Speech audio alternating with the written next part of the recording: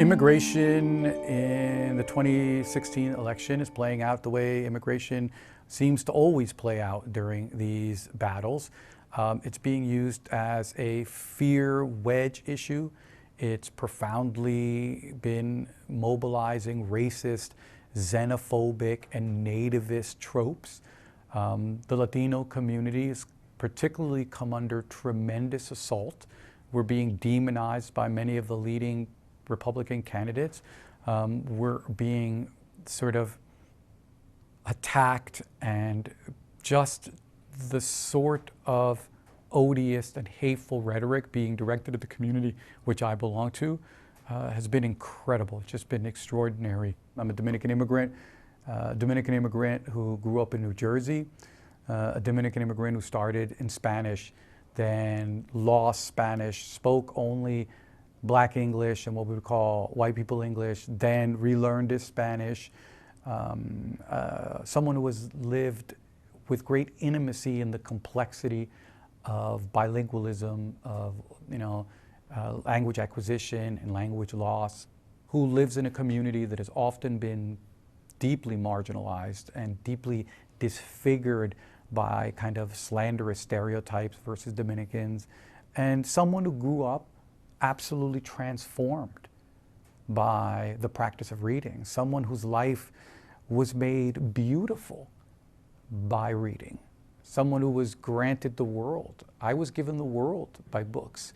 I was given the past, I was given the future, I was given other countries, I was allowed to inhabit a multitude of people. In many ways, reading made me free. And all of the things I've talked about, being Dominican, growing up in New Jersey, being a poor immigrant kid, living in a society that didn't value my community, didn't value people of my skin color, didn't value the kind of poor immigrants that we represented.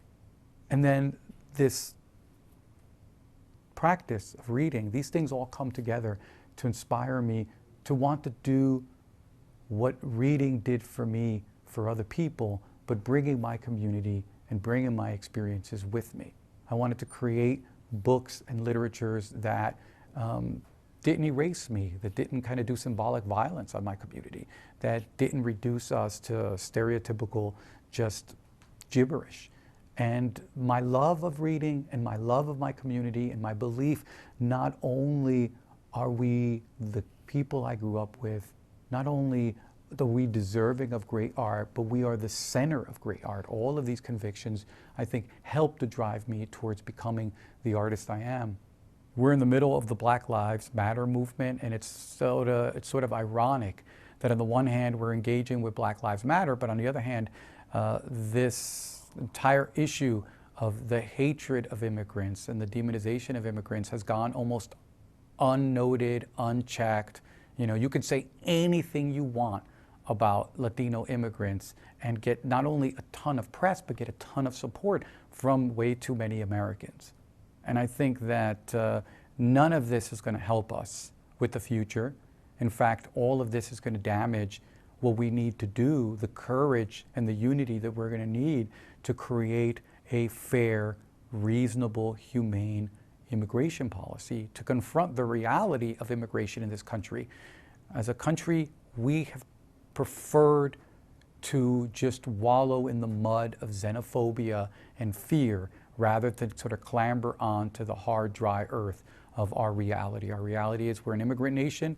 Our reality is that these kind of nonsense legalistic frameworks aren't going to help us, and that we've got to deal with the facts on the ground. And we've got to stop trucking in this kind of racist nonsense. It helps no one.